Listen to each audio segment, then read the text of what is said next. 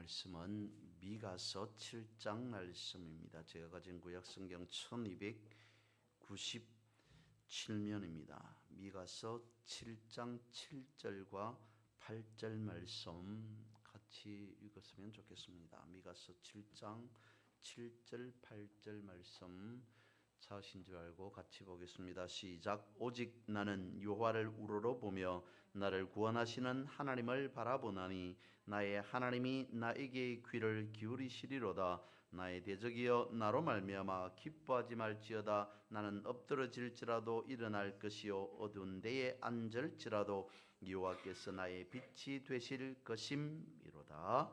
아멘.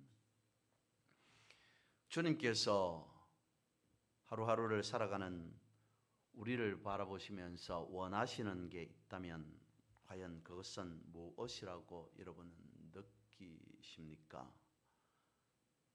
주님께서 우리를 바라보시면서 하루의 시작과 끝이 어땠으면 좋겠다라고 생각하겠습니까? 주님은 우리의 하루가, 주님은 나의 하루가 말씀으로 시작하여서 말씀으로 마무리하는 하루. 주님은 나에게 바라는 것이 있다면 하루를 은혜로 시작하여서 은혜로 마무리하는 하루. 하루를 감사로 시작해서 감사로 마무리하는 하루. 그것을 원하시지 않을까 생각해 보면 말씀으로 시작해서 말씀으로, 은혜로 시작해서 은혜로, 감사로 시작해서 감사로 마무리하는 것이 결코 쉽지 않음을 압니다. 그럼에도 성경에서 이와 같은 말씀을 찾아볼 수 있는 이유는 무엇이겠습니까? 말씀으로 살아가고 은혜로 살아가고 감사로 살아가는 우리를 바라보시면서 날마다 우리에게 새로운 것을 어쩌면 주님은 계획해 놓고 계신 것은 아닐까라는 생각을 해봅니다. 우리의 현실이 비록 광야와 같을지라도, 나에게 주어진 오늘 하루가 엄침한 골짜기와 같을지라도, 그러나 광야와 같고 골짜기와 같은 그런 곳에서 주님은 길을 만드시는 분이신 줄 믿습니다. 광야에서 골짜기에서 주님께서 길을 내주시지 않는다면 우리는 거기에서 헤어날 방법이 없습니다. 다시 말씀을 드리면 광야를 속히 벗어날 수 있는 유일한 방법은, 엄침한 골짜기를 신속하게 탈출할 수 있는 유일한 방법은 주님을 붙잡고 나아가는 것 외에는 다른 방법이 없기 때문입니다. 그래서 나의 상황이 어떠하든지, 우리의 형편이 어떠하든지 우리는 늘 말씀과 더불어 은혜와 더불어 감사와 더불어와 같이 희망을 바라보고 살아가야 된다라고 하는 것입니다. 아니, 하나님만을 바라보고 하나님만을 찬송하며 나아가야 된다라고 하는 것입니다. 왜 그렇습니까? 성경은 우리에게 이와 같이 말씀하고 있기 때문입니다. 호흡 있는 자마다 하나님을 찬양하라라고 말씀하고 있기 때문이죠. 나아가서 너는 범사의 길을 인정하라, 그리하면 내 길을 지도할 것이다 라고까지 말씀하고 있기 때문입니다. 왜 그렇다고요? 주님은 우리의 희망이기 때문이라는 거죠. 절망 속에서 희망이신 주님을 붙잡지 않으면 헤어날 방법이 없습니다. 낙심 중에서 희망이신 주님을 붙잡지 않으면 헤어날 길이 없기 때문입니다. 여러분, 주님께서 부족함이 없도록 우리를 인도해 주실 줄 믿습니다 라고 하는 이것이 희망의 첫걸음 아니겠습니까? 바로 이런 믿음을 노래하고 있는 선지자가 오늘 본문에 등장하는 바로 미가 선지자입니다. 미가서를 보면 그렇습니다.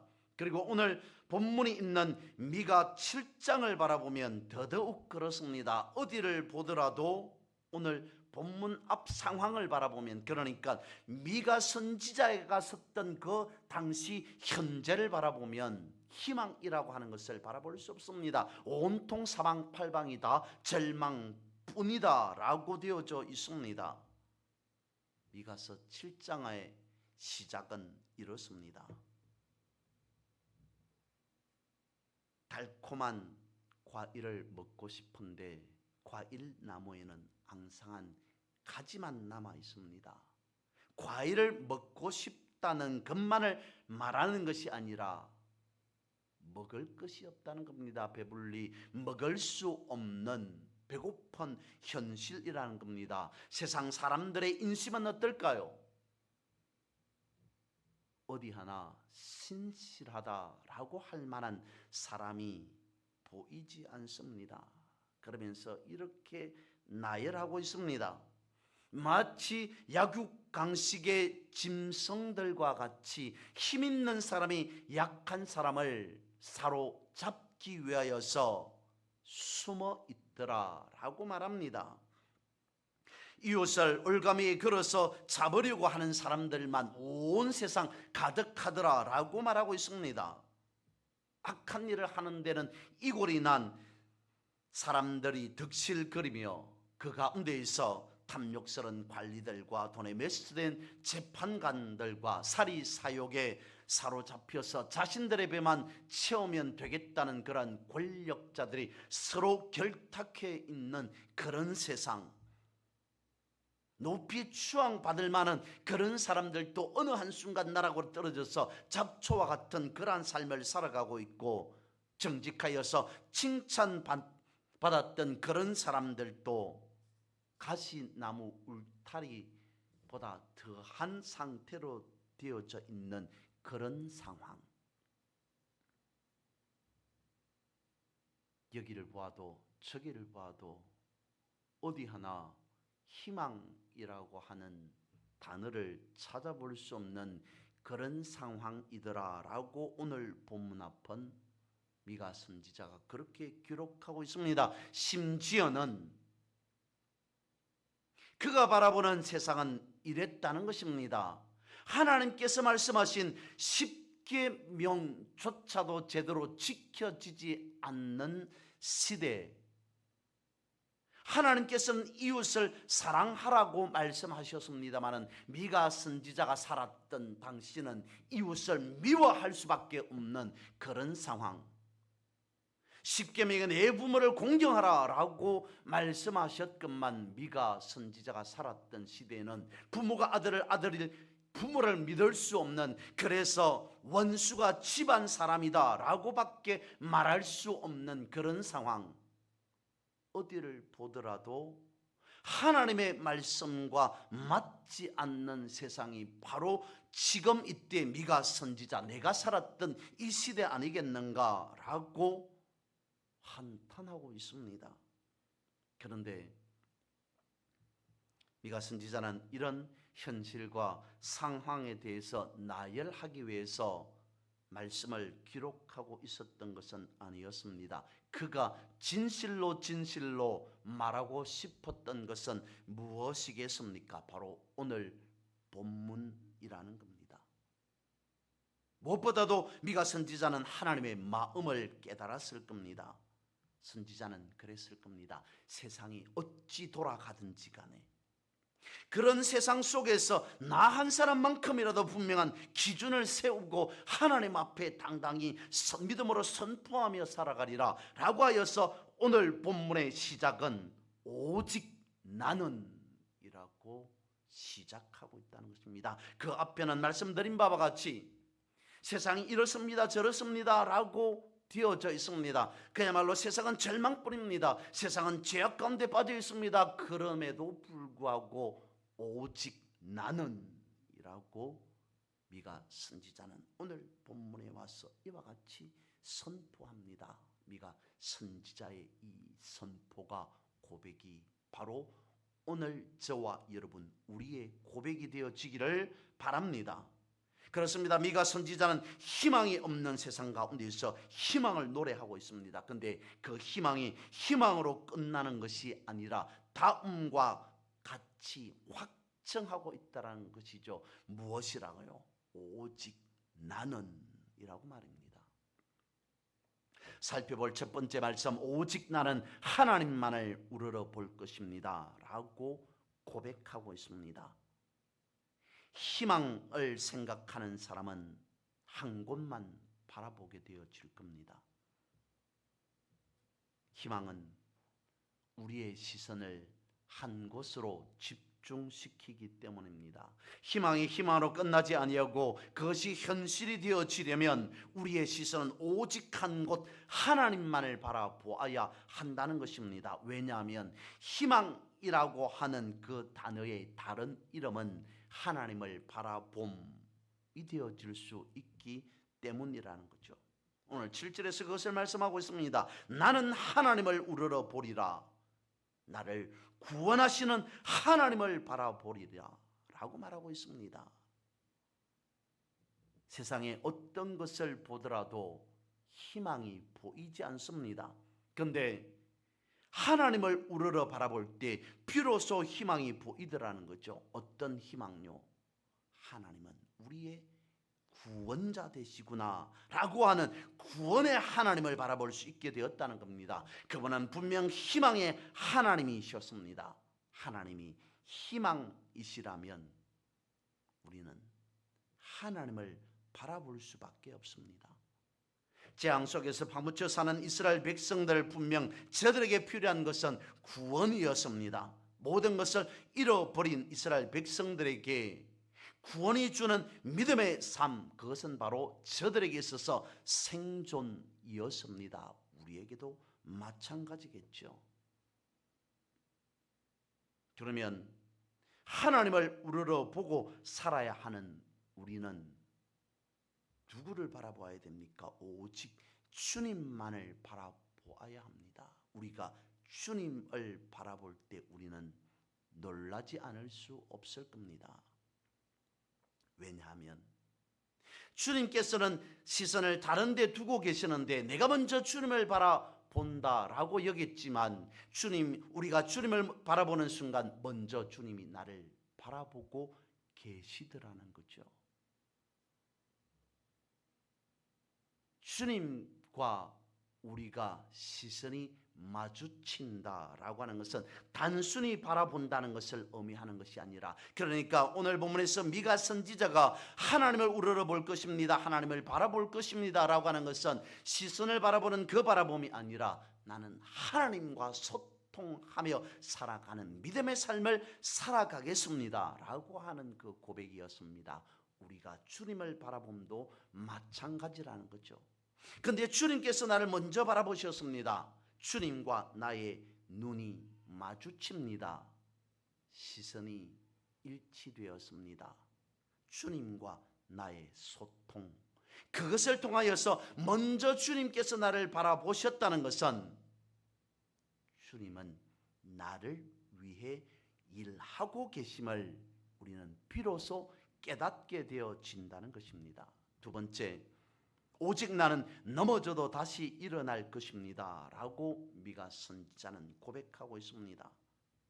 넘어지지 않을 것입니다 라고 성경이 우리에게 말하는 것이 아니라 넘어질 때도 있습니다, 넘어질 수도 있습니다, 넘어지기도 합니다 라고 말하고 있습니다. 넘어졌다는 것을 마지막으로 끝으로 모든 것이 다 사라진 것으로 말하는 것이 아니라 오직 나는 넘어졌을지라도 다시 일어설 것입니다. 왜냐하면 주님께서 함께 계시기 때문이라는 거죠.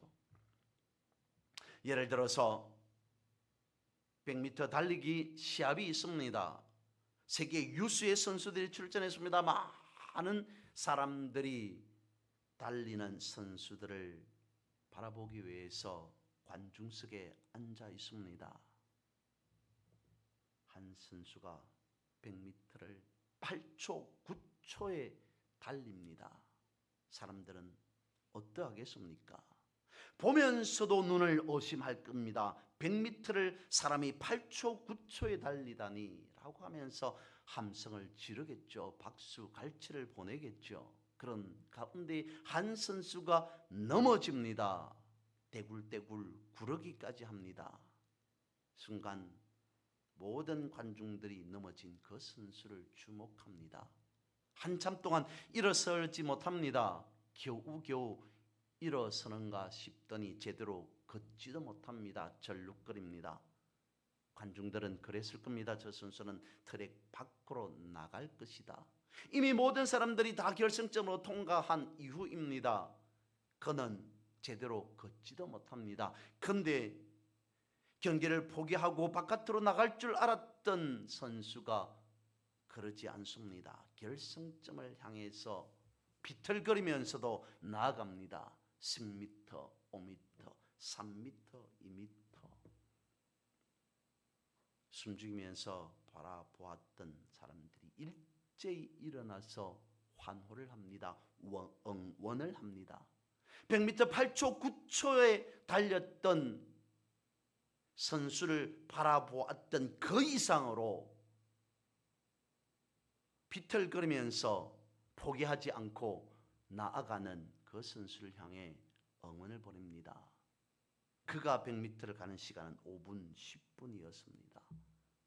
마지막 결승점에 도착했을 때 모든 관중들이 환호를 보냅니다.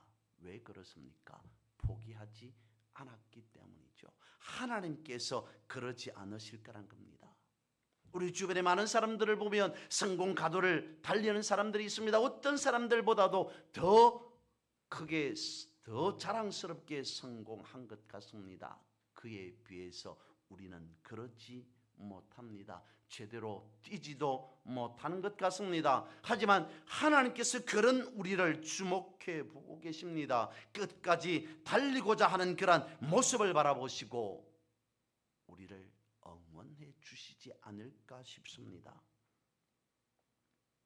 살아가면서 하나님만을 바라보고 달리기에는 너무 벅차서 차라리 오히려 뒷걸음치고 세상을 바라보면 나아갈 법도 한데 그렇지 아니하고 더욱더 하나님만을 바라보고 더딜지라도 늦을지라도 비틀거릴지라도 하나님만을 바라보고 나아가는 그 모습을 하나님께서 바라보시고 어찌 그냥 지켜보고만 계시겠습니까? 응원하지 않겠습니까?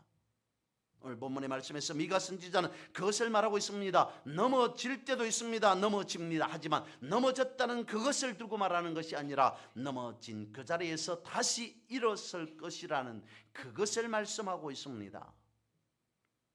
즐겨드리는 찬양 가운데 주님 손잡고 일어서세요 라고 하는 가사도 있지 않습니까? 왜 나만 겪는 고난이냐고 불평하지 마세요. 고난의 뒤편에 있는 주님이 주실 축복 미리 보면서 감사하세요. 너무 견디기 힘든 지금 이 순간에도 주님이 일하고 계시잖아요. 남들은 지쳐 앉아 있을지라도 당신만은 일어서세요. 힘을 내세요. 힘을 내세요. 주님이 손잡고 계시잖아요.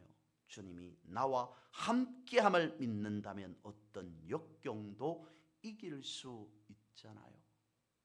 비록 넘어졌을지라도 주님과 함께 다시 일어나 손잡고 전진해 걸어가면 된다라는 것입니다. 나는 넘어져도 다시 일어선다. 거친 파도 날 향해 오더라도 주님과 함께 다시 기필코 날아오를 것이다 라고 선포하고 고백하고 나아가는 것, 이것을 두고 진짜 믿음이라고 말할 수 있지 않겠습니까? 세 번째, 오직 나는 하나님만이 나의 빛임을 인정합니다 라고 하는 것입니다. 오늘 본문은 또 그렇게 말하고 있습니다. 그렇습니다. 맞습니다. 지금은 어둠의 시간이 맞습니다. 상하 좌우 아무리 둘러보더라도 칠흑 같은 어둠만이 가득합니다. 그 어디가 길인지조차 구별할 수 없는 그러한 상황 맞습니다. 그런데 괜찮습니다. 아니, 괜찮을 수밖에 없습니다. 왜냐하면 주님께서 나의 빛이 되시기 때문입니다 라고 하는 것이죠. 성경은 우리에게 이렇게 가르쳐주고 있습니다. 주의 말씀은 내 발의 등불이요 내 길의 빛이십니다. 여러분, 말씀이 등이 되고 빛인 줄 알게 되는 때는 언제이겠습니까? 찬란히 밝은 태양이 떠 있는 낮 동안도 분명히 그럴 수 있습니다마는 하나님의 말씀이 내 인생의 등이고 빛이 되어집니다 라고 하는 사실을 비로소 깨닫는 그 지점은 어쩌면 낮보다는 한밤중 아니겠습니까?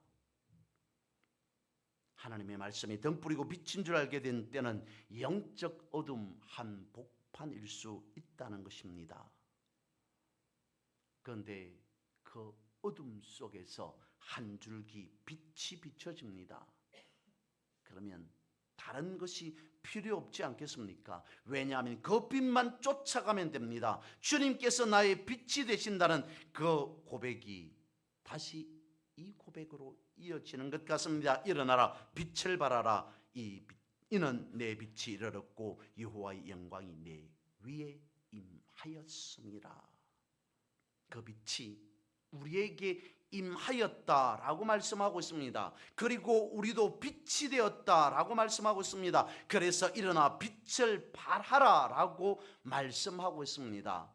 믿는 우리의 이름을 세상의 빛으로 다시 지어주셨습니다. 너희는 세상의 빛이라 일어나 빛을 발하라 라고까지 말씀하고 있습니다.